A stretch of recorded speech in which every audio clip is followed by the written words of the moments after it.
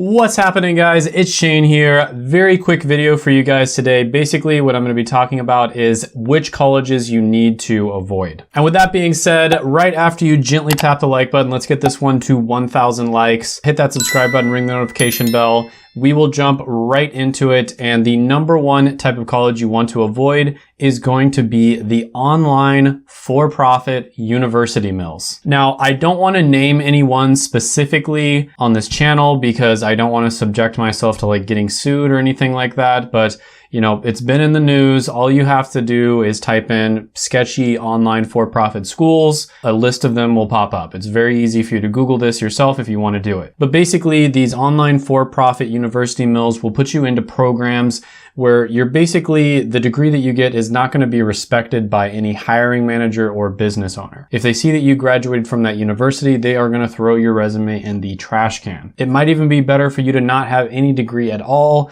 than to have a degree from one of those universities. On top of that, they are relatively expensive as well. Now, first of all, right off the bat, you want to make sure that the school is accredited. So make sure that it's accredited by the US Department of Education, but this is honestly like the bare minimum. There have been schools that turned out to be kind of scams later on, especially the big ones that made the news.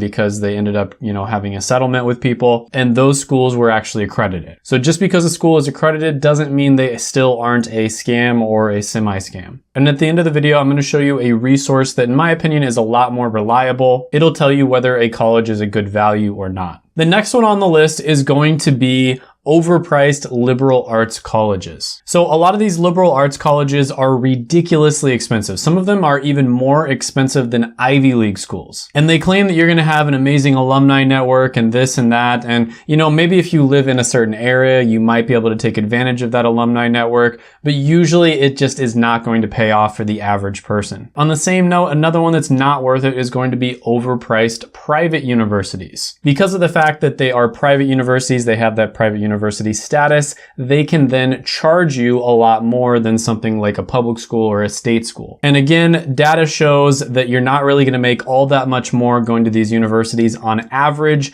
than you will just going to a state school. And it costs way, way more, sometimes like 2 to 3 times as much. So your return on investment, the ROI, is just not going to be there. The next one on the list is going to be colleges with a bad reputation. Now, this one's a little bit more difficult to explain, but basically, like some of the clients I've worked with, for instance, there's one school in particular that I'm thinking of when this pops into my head. Not going to say who they are, but a lot of the time they will actually cause people to graduate with a degree that should take 4 years in 6 to 7 years instead. And they do this, in my opinion, on purpose because they make more money. So they basically just needlessly make it incredibly difficult for you to finish your degree in that 4-year track. If you aren't on top of everything, taking extra classes every semester, getting really good grades, whenever the classes pop up, like on the very first day, you're waiting there like to get into the class so that you can actually take that class in the right semester.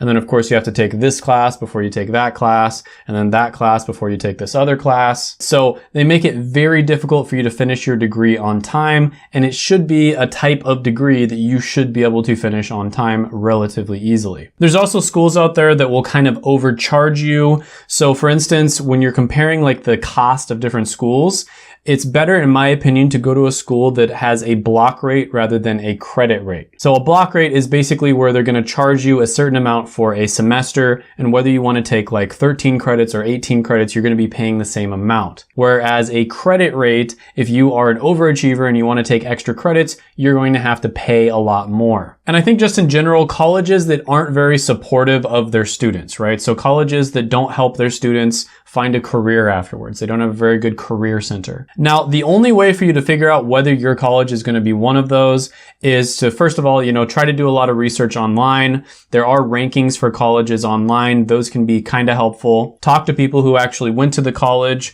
But I think a really good resource is collegescorecard.ed.gov, right? So this is basically, I'll have it pop up on the screen, College Scorecard It's a website that was created by the government to kind of help people evaluate which colleges are doing a good job, which colleges are worth it. So it's always a good idea to look up your college that you're thinking about attending on College Scorecard. It's going to give you a lot of different metrics, right? So University of Washington, for instance, is a college that scores very high on here.